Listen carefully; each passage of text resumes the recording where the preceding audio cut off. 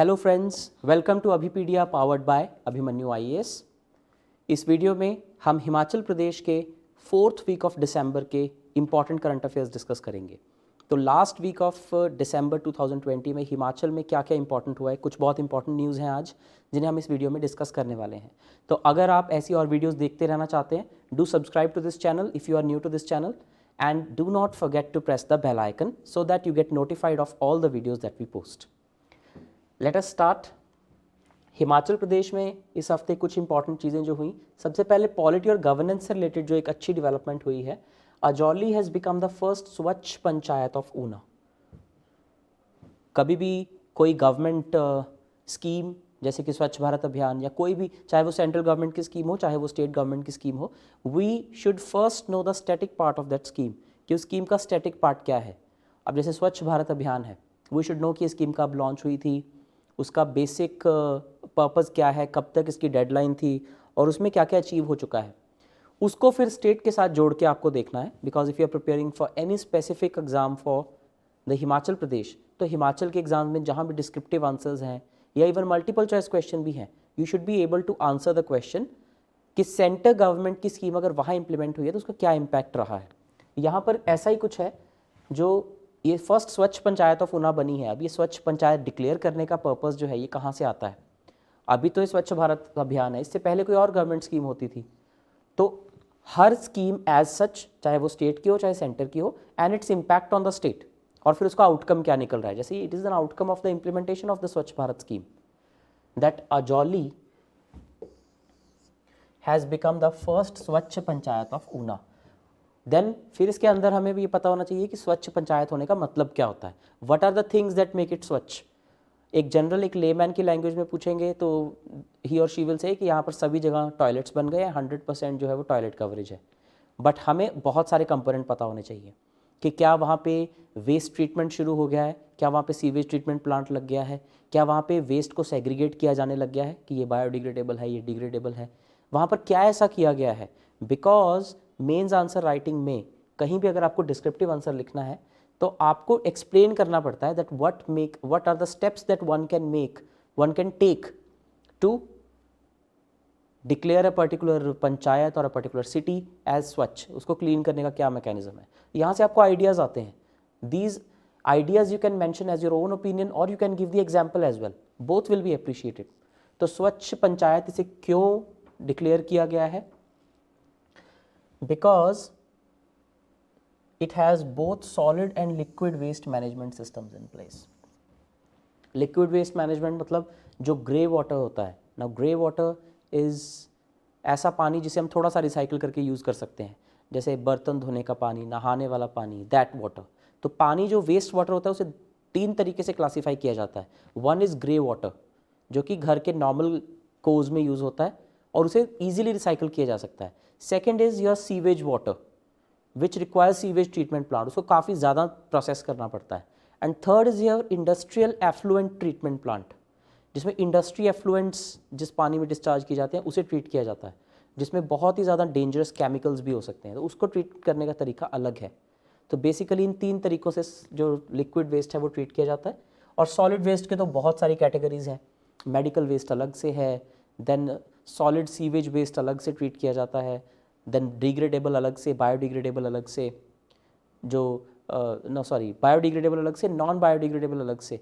Biodegradable को जो है सेग्रीगेट करने के और उसको दोबारा से you can say to integrate it into soil और टू रीयूज़ इट, उसके अलग से बहुत सारे तरीके हैं। नॉन बायोडिग्रेडेबल जैसे कि प्लास्टिक हो गया, उसके अलग से तरीके हैं, उसको श्रेड करना, उसको रिसाइकिल कर लेना। सो काफ़ी कुछ होता है इसके अंदर अगर हम डीप में चले जाएं। But this panchayat has done certain basic things जो कि हर कोई कर सकता है, but it needs will of course. अलग अलग तरह की वेस्ट मैनेजमेंट मशीनरी यहाँ पर परचेज की गई है, इंस्टॉल की गई है। अंडरग्राउंड पाइप नेटवर्क बनाया गया है for collecting waste water which is drained into an old village pond. देखिए कितना अच्छा यहाँ पर मॉडल क्रिएट किया गया है। The local residents collectively formulated norms.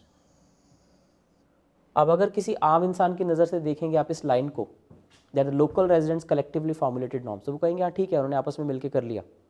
But if you see it from the eyes of an administrator, or if you see it from the eyes of a person who is learning something about administration, तो आप इसको देखेंगे as a form of grassroots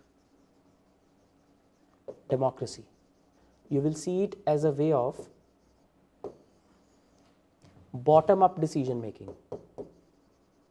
Bottom up decision making. You will see it as a way of decentralized democracy. Decentralized democracy. ये चीज़ें हैं जिन पे आपको ध्यान देना है. So actually the real purpose of creating panchayat क्या है? So that the people can actually participate in governance. तो यहाँ पे वही तो हो रहा है. The local residents have collectively formulated the rules. यानी कि पंचायत ने ग्राम सभा की मीटिंग बुलाई होगी. ग्राम सभा which is there under Article 243 of the Constitution. 73rd Amendment से इसको कॉन्स्टिट्यूशनल स्टेटस दिया गया है. तो पंचायत ने ग्राम सभा की मीटिंग बुलाई होगी. वहाँ पर सब जो बड़े लोग थे उन्होंने बैठकर डिसाइड किया कि हम इस गांव को स्वच्छ कैसे बना सकते हैं. बैठकर उन्होंने इकट्ठे ये जो डिसीजन है वो लिए हैं. That means the local people are taking decisions for themselves and that is the real purpose of local self government. यानी कि it's a classic case. You can mention it as an example anywhere. तो local residents ने इकट्ठे होकर norms बनाए हैं. किस चीज़ के लिए? Segregating household waste. कि हाउस होल्ड हर घर जो है वो कचरा अलग अलग रखेगा, बायोडिग्रेडेबल, नॉन बायोडिग्रेडेबल. अब अगर लोग खुद बैठकर इस ऐसे रूल बना रहे हैं, only then they will be implemented because the people are willing to do it. And fixing user charges for the person collecting the garbage. खुद ही उन्होंने बैठकर रेट डिसाइड किया है which is very minimal, 1 rupee per day per household. So that means 30 rupees per month for every household, which is very reasonable. तो एक sustainable अच्छा model जो सबको एक्सेप्टेबल है. I would say it's a textbook example of how grass root democracy works. इकट्ठे बैठकर उन्होंने decision लिया and it has become a success story. इसीलिए उसको स्वच्छ पंचायत का अवार्ड मिल गया है. तो कैसे ये स्वच्छ डिक्लेयर हुआ है? Each component had to be implemented as per norms and funds also came in instalments. तो ये तो फंड तो हर पंचायत को मिलता है. The point is how this panchayat became so successful because of the conviction of the people, because of the conviction of the panchayat. An old unused and dried up pond, एक पुराना कोई पॉन्ड था उसे यूज किया गया as the collection point for waste water. सारा गंदा पानी वहाँ पर जाकर इकट्ठा हो गया. पॉन्ड को ब्यूटीफाई किया गया, उसके आसपास वॉकिंग पाथ बना दिया गया और वहाँ पर जो पानी है उसको प्रोसेस किया जाने लग गया. फिर solid waste management system setup किया गया. राइट. जितने भी फंडिंग वगैरह आई उससे ये जो वेस्ट मैनेजमेंट है इसकी कोशिश की गई. फिर वेस्ट सेग्रीगेशन शुरू की गई, जो जैसा कि अग्री किया गया था कि बायोडिग्रेडेबल वेस्ट अलग, नॉन बायोडिग्रेडेबल वेस्ट अलग. तो यही बेसिक कंपोनेंट्स होते हैं स्वच्छता के, चाहे वो कोई शहर हो चाहे वो कोई गांव हो. Waste segregation number 1. Waste segregation at source, this is a very important term, yes you should know about it. Waste segregation at source. ऐसी टर्म्स जब आप आंसर में यूज करते हैं that increases the value of your answer manifold. Waste segregation at source, कचरे को आपने अलग अलग कर लेना है सोर्स पे ही. यानी कि घर में 2 तरह के डस्टबिन लगाने. It's like that. कई सारी म्यूनसिपल कॉर्पोरेशंस और बॉडीज़ जो हैं वो अब जो वो वेस्ट कलेक्टिंग वैन्स होती हैं उनमें भी 2 तरह के कंपार्टमेंट्स बने होते हैं. One is of blue colour, one is of green colour. जो ग्रीन कलर वाला है दैट इज़ बायोडिग्रेडेबल वेस्ट और जो ब्लू वाला है दैट इज़ नॉन बायोडिग्रेडेबल. तो घर से ही अगर यानी कि सोर्स से ही अगर वो वेस्ट सेग्रीगेट हो जाएगा तो वो एंड तक वैसा ही चलेगा. Because at the end point अगर उसको हम सेग्रीगेट करने पे आएंगे the cost is very high, the labour is very high and it is very inefficient as well. Right. तो ये फॉरेन में इस तरह के, फॉरेन कंट्रीज़ में कईयों में इस तरह के मॉडल्स फॉलो होते हैं. Waste segregation at source. इस तरह की टर्म्स आप आंसर्स में मेंशन करें and then see your scores go up. जैसे कि बायोडिग्रेडेबल वेस्ट के लिए अलग स्ट्रैटेजी है, इसे कंपोस्टर में वो किया जाता है, फिर उससे मैन्योर बनती है which can be used. Biomedical discards जो है उनको अलग तरीके से ट्रीट किया जाता है. राइट. उसके बाद जो नॉन बायोडिग्रेडेबल कंपोनेंट्स हैं जैसे कि प्लास्टिक हो गया, इसके लिए श्रेडर है. There is shredder in this panchayat, a very big shredder. जितना भी प्लास्टिक वेस्ट है उसको उसमें डाल के श्रेड कर लिया जाता है and then it is recycled. Factories को बेचा जाता है, वो रिसाइकिल करती है और दोबारा फिर से प्लास्टिक बन जाता है. सो यहाँ पर आपका आ जाएगा 3R principle. 3R principle, reduce, reuse and recycle. तो एनवायरनमेंट की भी हेल्प कर रहे हैं आप, हेल्थ केयर, अपनी भी हेल्थ की फिक्र कर रहे हैं, एंड इकोनॉमी को भी बूस्टअप कर रहे हैं। One stop solution to almost everything. और ये जो विलेज पंचायत है ये इसी चीज़ के लिए फेमस रही है। इन 2013 इन्होंने निर्मल ग्राम अवार्ड जीता था। अब देखिए जो स्वच्छ भारत अभियान है, इससे पहली जो गवर्नमेंट स्कीम चलती थी जिसको दोबारा से रिवैम्प किया गया, नई फंडिंग, नया सब कुछ किया गया, उसका पहले नाम होता था निर्मल भारत अभियान। उस वक्त ये पॉपुलर नहीं थी ज़्यादा, निर्मल भारत अभियान, शायद कईयों ने इसका नाम भी ना सुना हो। So during the previous governmental tenure 2013-14 से पहले निर्मल भारत अभियान हुआ करता था, लेकिन ये ज़्यादा फेमस नहीं था और ना ही इतना ज़्यादा इफेक्टिव था। उस वक्त के अकॉर्डिंग ठीक था, but with the changing needs of time it was revamped. इसका नाम सिर्फ नाम ही नहीं बदला गया, it's funding was increased many fold. तो अगर स्वच्छ भारत अभियान की हम इन जनरल बात करें, इसमें आपको ये फिगर याद रखनी है that more than 10 crore toilets have been constructed in the entire country in the last 6 years। और ये रिकॉग्नाइज्ड फैक्ट है, आप इसको गूगल कर सकते हैं। और इस फैक्ट को रिकॉग्नाइज करके इंडिया के प्राइम मिनिस्टर को एक अवार्ड तक दिया जा चुका है, global piece keeper award for constructing 10 crore toilets in the last 6 years। Bill and Melinda Gates foundation ये अवार्ड देती है, ग्लोबल गोल कीपर अवार्ड। ये पिछले साल दिया गया था प्राइम मिनिस्टर मोदी को, global goal keeper award by the bill and Melinda Gates foundation.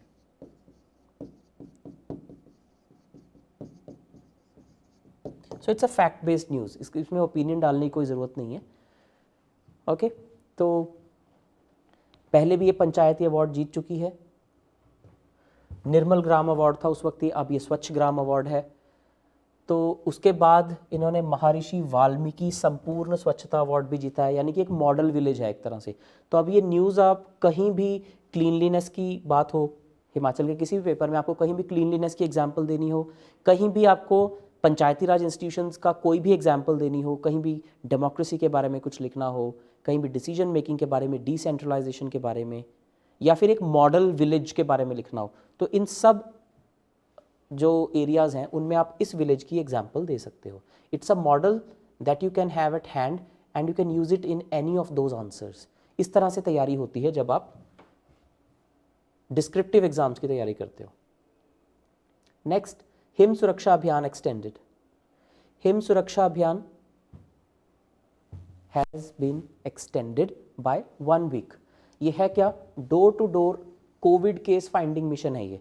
हर घर जाकर कोविड के केसेस को के बारे में पता किया जा रहा है। सिर्फ केसेस के बारे में नहीं पता किया जा रहा, उनको लोगों को अवेयर किया जा रहा है कि आप मास्क पहनिए, आप सैनिटाइज़र लगाइए, आप अपना टेस्ट कराइए, उनका टेस्ट किया जा रहा है। तो इस तरह से करते करते already 85% of the population has been covered. Already इतनी पॉपुलेशन हिमाचल की कवर की जा चुकी है। एंड अब इसे थोड़ा सा और एक्सटेंड कर दिया है कि 1 हफ्ता और एक्सटेंड कर देते हैं so that the entire population can be covered. 100% population cover कर देते हैं, हर घर एक बार जाएं। उससे 3 पर्पस सॉल्व होंगे। नंबर 1, कोविड के केसेस पता लगेंगे। नंबर 2, अगर वहाँ पे केस नहीं भी मिलता है या मिल जाता है तो भी अवेयरनेस क्रिएट करने में, क्योंकि कई लोगों को, देखिए हिमाचल प्रदेश में रूरल एरियाज़ में the level of awareness can be really less at many of the places. कई लोगों को बहुत सारे डाउट्स, बहुत सारे जो है वो मिसअंडरस्टैंडिंग्स हो सकती हैं। तो अगर हेल्थ टीम जाएगी दे कैन उनकी मिसअंडरस्टैंडिंग दूर की जा सकती है।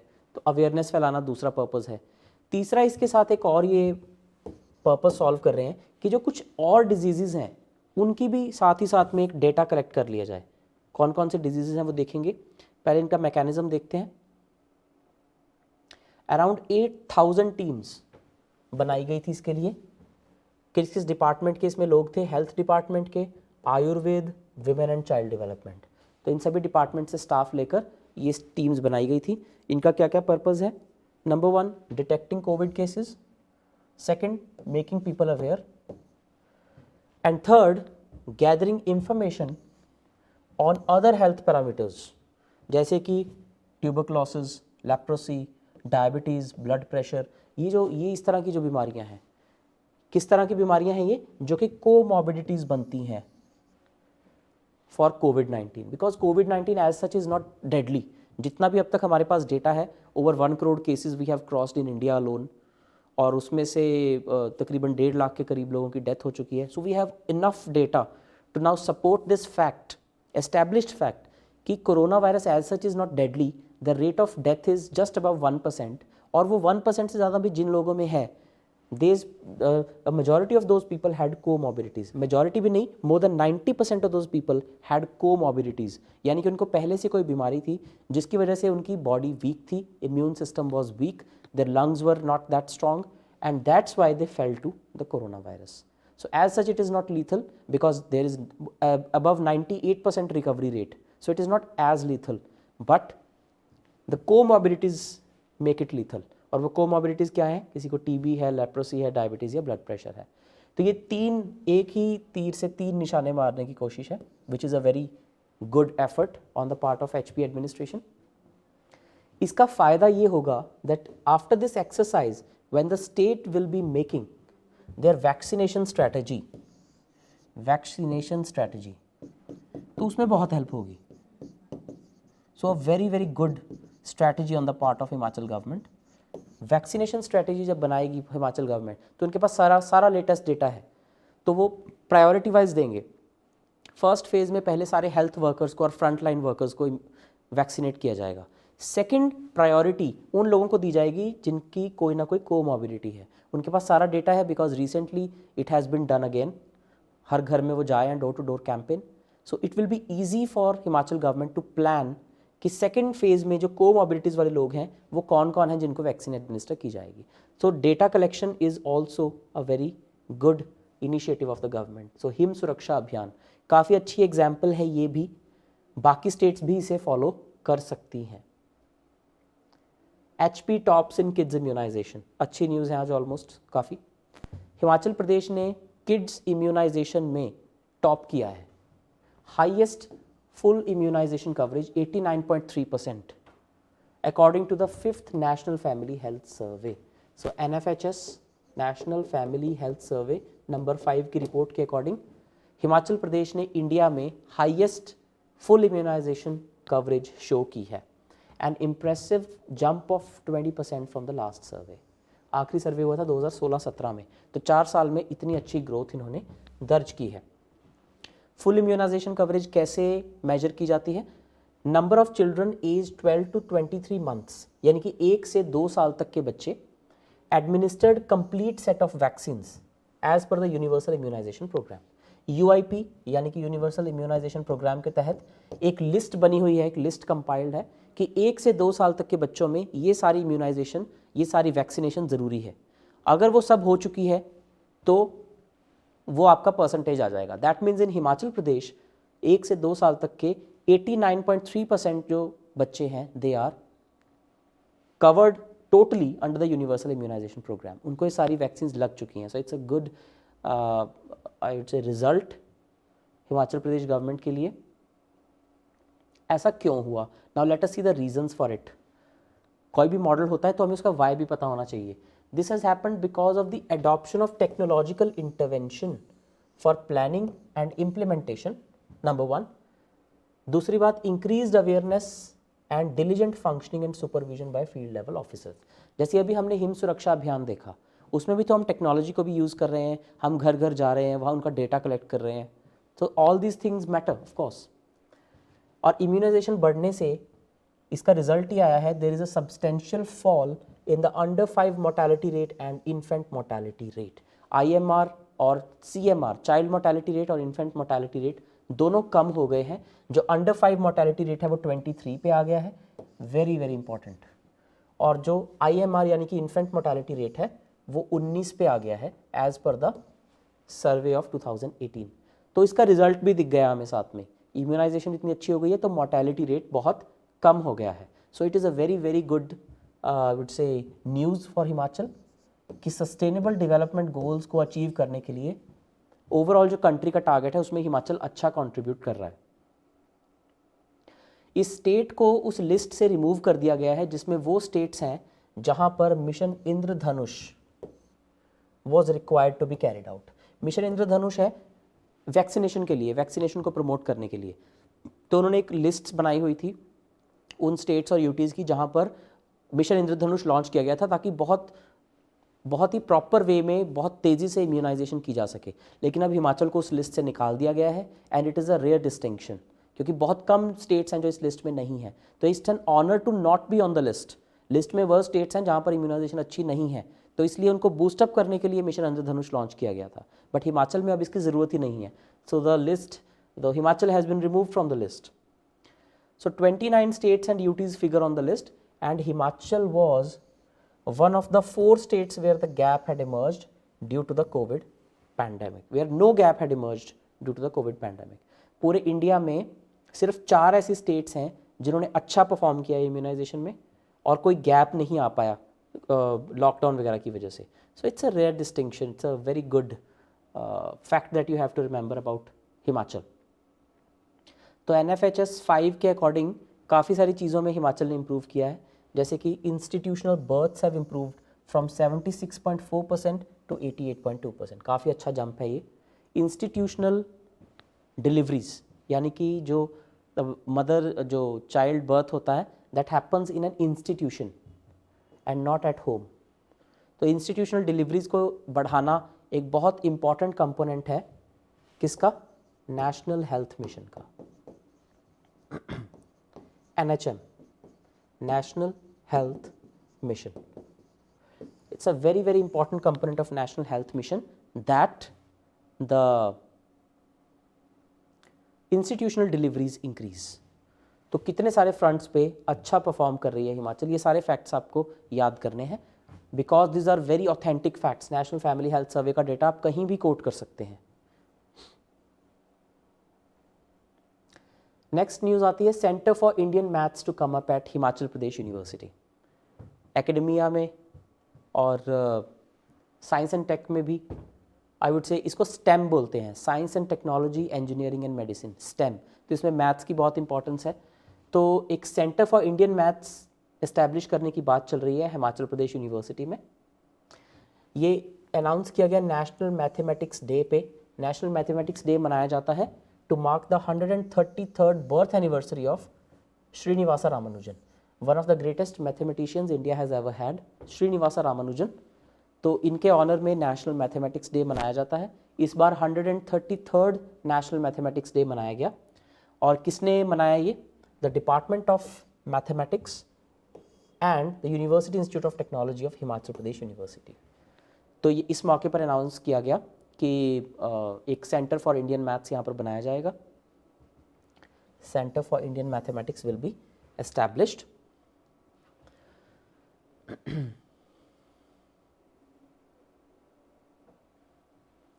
उसके बाद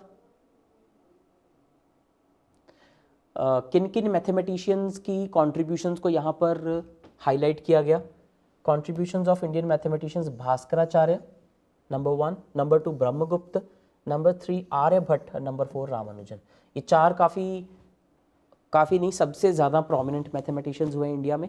एंशियंट हिस्ट्री में, मिडीवल हिस्ट्री में और मॉडर्न हिस्ट्री में, तीनों में ही. जैसे भास्कराचार्य और ब्रह्मगुप्त जो हैं, इनफैक्ट आर्यभट्ट भी, ये सब एंशियंट हिस्ट्री से बिलोंग करते हैं. काफ़ी सारे कॉन्सेप्ट हैं जो माना जाता है कि इन्होंने ईजाद किए, जैसे कि the concept of zero, the concept of pi, the concept of the distance, how to calculate the distance between earth and sun. तो ये सारी चीज़ें काफ़ी सारे रिकॉर्ड्स में प्रूवन है कि इनमें से काफ़ी लोगों ने इसकी जो इन्वेंशन है वो की थी. तो डिपार्टमेंट ऑफ मैथ्स यहाँ पर इस्टेब्लिश किया जाएगा. Next, wild life and environment से रिलेटेड एक इंपॉर्टेंट न्यूज़ हिमाचल की. Snow leopard count rises in Himalayan national park.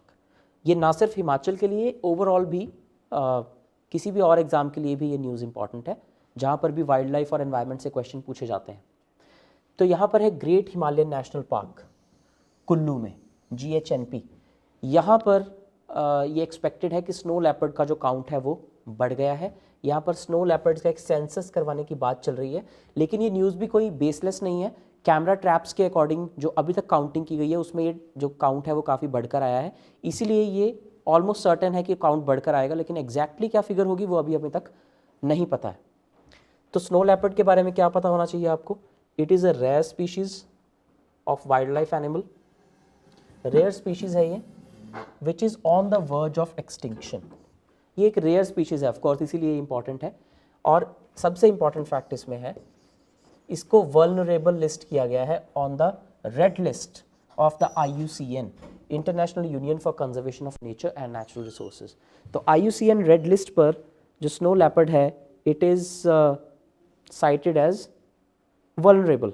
ये जनरली पूछ लिया जाता है कि वल्नरेबल है, क्रिटिकली एंडेंजर्ड है, what is it? So it is vulnerable, क्योंकि इसकी जो ग्लोबल पॉपुलेशन है, it is estimated to be less than 10,000 mature individuals and is expected to decline by about 10% by 2040। तो अगर ओवरऑल ग्लोबल पॉपुलेशन कम हो रही है इनकी, और ऐसे में हमें इंडिया में there is a national park जहाँ पर इनकी पॉपुलेशन बढ़ रही है, that's a great honour for us. The population of snow leopards has increased in the Great Himalayan National Park in the past few years. तो इनकी जो मूवमेंट है वो कैमरा में कैप्चर की गई है by the wild life institute इन 2018, और अब रिसेंटली नेचर कंजर्वेशन फाउंडेशन ने यहाँ पर कैमरा ट्रैप्स लगाए थे, जिससे कि इनकी पॉपुलेशन बढ़ी हुई ऑब्जर्व की गई है। But a census is yet to be conducted.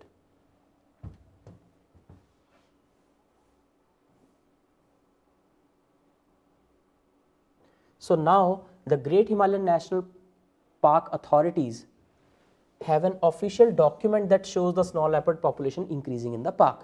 तो कैमरा ट्रैप से उन्हें पता चला है कि पॉपुलेशन जो है वो बढ़ रही है। तो अब इसका एक फॉर्मल जो है सेंसस वो करवाया जाना बाकी है, ताकि उसकी एग्जैक्ट फिगर पता चल सके। अगर हम ग्रेट हिमालयन नेशनल पार्क के बारे में देखें कुछ, जैसे कि स्नो लेपर्ड के बारे में हमने देखा, उसका IUCN स्टेटस क्या है। ग्रेट हिमालयन नेशनल पार्क को यूनेस्को वर्ल्ड हेरिटेज साइट का स्टेटस दिया गया था 2014 में। 2014 में यूनेस्को वर्ल्ड हेरिटेज साइट बना दिया गया था फॉर बायोडाइवर्सिटी कंजर्वेशन। इसका मतलब यहाँ पे बायोडाइवर्सिटी बहुत अच्छी मिलती होगी, प्लांट स्पीशीज़, एनिमल स्पीशीज़ बहुत अच्छी मिलती होंगी। दैट्स वाई यहाँ पर 1000 से ज़्यादा प्लांट स्पीशीज़ हैं, including many medicinal herbs, 31 mammal and 209 bird species. काफ़ी ज़्यादा बायोडाइवर्सिटी रिच है ये नेशनल पार्क, और यहाँ पर एम्फीबियंस, रेप्टाइल्स और इंसेक्ट्स भी बहुत ज़्यादा पाए जाते हैं, राइट।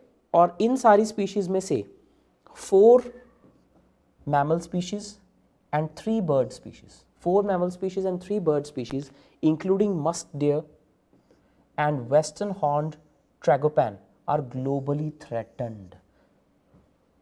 काफ़ी इंपॉर्टेंट है ये फैक्ट्स, काफ़ी ज़्यादा important.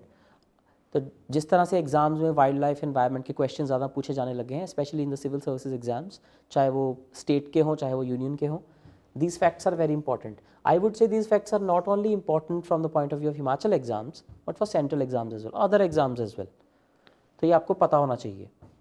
So about the Great Himalayan National Park, about the snow leopard, you have to know this much of basic information, right? कोई भी आपको डाउट हो इसमें से, you can ask me by posting your comments in the comment section. अगर आपको video अच्छी लगी हो, please like, subscribe to the channel and share it with your friends as much as you can. So thank you and all the best for your exams.